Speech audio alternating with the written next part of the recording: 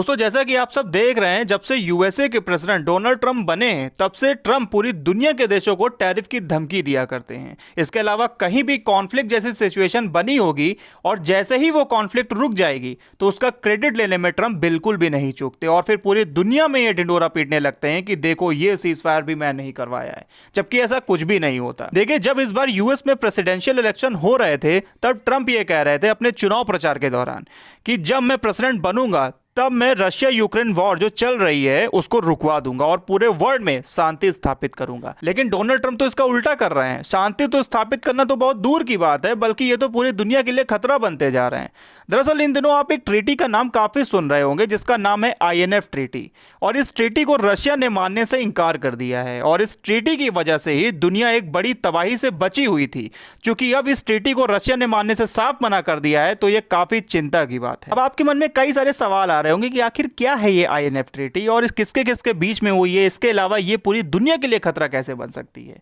और ऐसी क्या नौबत आ गई जो रशिया ने INF ट्रीटी को ही तोड़ दिया।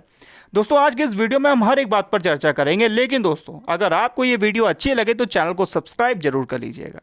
देखिए, जैसा कि आप जानते हैं कि पूरे वर्ल्ड में सबसे ज़्यादा अगर किसी देश के पास न्यूक्लियर वेपन है तो वो रशिया और यूएसए हैं, और ये दोनों ही एक दूसरे के कट्टर दुश्मन है, जैसे कि भारत और पाकिस्तान। क्योंकि ये दोनों ही देश दुश्मन होने के कारण एक दूसरे के ऊपर शॉर्ट रेंज और मीडियम रेंज मिसाइल्स को डिप्लॉयड रखते थे। तो ऐसे सिचुएशन में क्या होता है ना कि अगर हल्की सी भी कोई बात हो गई तो दोनों में से किसी ने भी अगर मिसाइल फायर कर दी तो भारी तबाही मच सकती थी।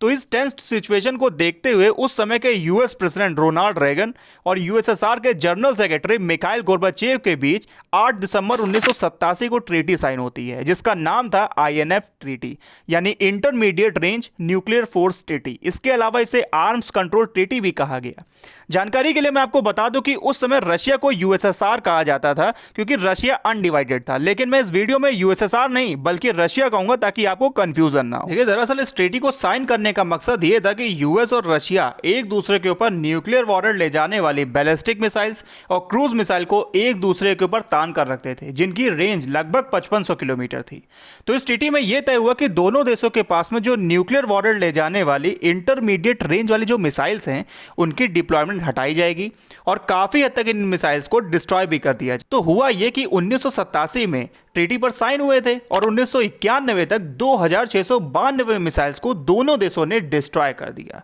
और इस ट्रीटी के 30 साल बाद जब यूएस के प्रेसिडेंट डोनाल्ड ट्रंप थे तो इन्होंने अक्टूबर 2018 को ये अनाउंस किया कि वो INF ट्रीटी को नहीं मानेंगे, क्योंकि उनका कहना था कि रशिया ने SSC-8 नाम की मीडियम रेंज क्रूज मिसाइल को डेवलप करके यूएस के अगेंस्ट डिप्लॉय किया है। और फिर यूएस ने फरवरी 2019 में इस ट्रीटी को सस्पेंड कर दिया था, जिसके रिस्पॉन्स में सेम यही चीज रशिया ने अगले दिन कर दी। इसके बाद यूएस इतने पर ही नहीं रुकता, वो अगस्त 2019 को इस ट्रीटी से ही पीछे हट गया। अब दोस्तों अगर हम प्रेजेंट टाइम की बात करें तो ट्रंप साहब ने 2 न्यूक्लियर सबमरीन को रशियन रीजन में डिप्लॉय कर दिया है। अब इससे तो साफ जाहिर है कि ट्रंप ने पुतिन को जानबूझकर इस INF ट्रीटी को तोड़ने के लिए उकसाया है। देखिए, ट्रंप रशिया को पूरी तरह से बर्बाद करना चाहते हैं और जब रशिया यूक्रेन वॉर स्टार्ट हुई थी तब दुनिया भर के देशों ने रशिया पर करीब करीब 20,000 सैंक्शंस लगाए और जब यूएस में प्रेसिडेंशियल इलेक्शन चल रहे थे तब ट्रंप हर एक जगह यह कह रहे थे कि जब मैं प्रेसिडेंट बनूंगा तो रशिया पर ये जो सैंक्शंस लगे हुए हैं उनको हटवा दूंगा और रशिया यूक्रेन में सीज फायर कराकर वर्ल्ड में शांति स्थापित करूंगा। लेकिन ट्रंप ऐसा कुछ नहीं कर रहे हैं,